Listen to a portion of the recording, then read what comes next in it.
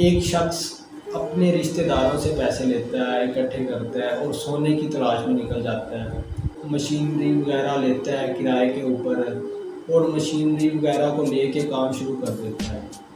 تو وہ کھدائی کرتا رہتا ہے، دن رات کرتا رہتا ہے، اسی محنت سے یہ سوچ کر اسٹرگل کر رہا ہوتا ہے کہ مجھے ادھر سے سونا مل جائے۔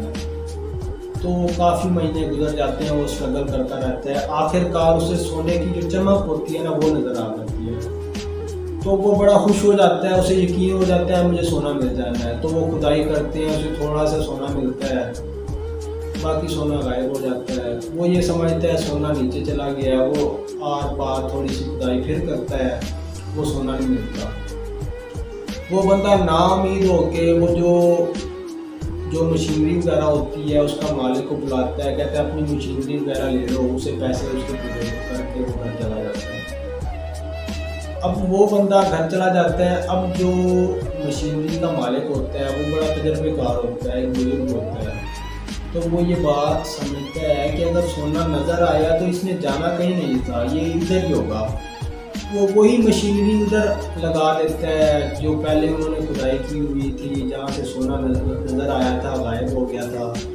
تو وہ 2 سے 3 فٹ کے بعد جب وہ کھدائی کرتے ہیں تو سونا نکل آتا ہے، بہت ہی زیادہ سونا نکل آتا ہے۔ وہ جو کباڑیا ہوتا ہے وہ ایک امیر آدمی بن جاتا ہے، وہ جو جب اتنا سونا اس کے پاس آتا ہے وہ مشینری وغیرہ کباڑ میں بھیجتا ہے، ان سے جان چھڑواتا ہے اور وہ پلاٹ وغیرہ لیتا ہے، اچھی لائف گزارتا ہے، بہت ہی زیادہ اس کے پاس پیسہ آ جاتا ہے۔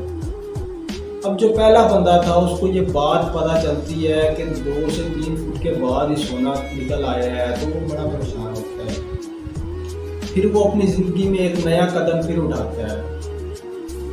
اب اس شخص نے کچھ ہی سالوں کے اندر 4 سے 5 سالوں کے اندر اس سونے سے بھی زیادہ پیسہ کما لیا تھا۔ اس کی وجہ یہ تھی کہ اسے یہ بات اچھی طرح معلوم ہو گئی تھی کہ جب آپ کسی چیز کو اچیو کر رہے ہوتے ہیں، آپ کوئی کام کر رہے ہوتے ہیں، جب آپ تھک جاتے ہیں اس کے بعد ہی سمجھ لیں منزل ہے۔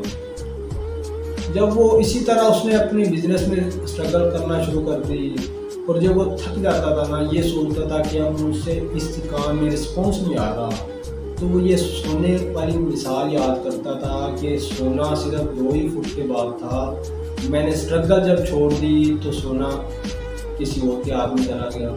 تو اس نے کہا کہ ایک قدم اور اٹھاتا ہوں تو اس کے بعد منزل آ جائے گی۔ جب وہ ایک قدم اٹھاتا تھا پھر ایک قدم یہ سوچ کے اٹھاتا تھا کہ ایک قدم کے بعد منزل ہے، تو آخر کار وہ منزل کے اوپر پہنچ جاتا تھا۔ وہ جو سونا جس آدمی کو ملا تھا اس آدمی سے اس بندے نے پیسہ زیادہ کما لیا تھا، اسے نقصان تو اٹھانا پڑا تھا، لوگوں کی باتیں سننی پڑی تھی، لیکن اس نے اسٹرگل کی۔ 4 سے 5 سال کے بعد وہ اس سے سونے سے بھی زیادہ کہیں گنا زیادہ رقم، کہیں گنا اس کے پاس زیادہ پیسہ آ چکا تھا۔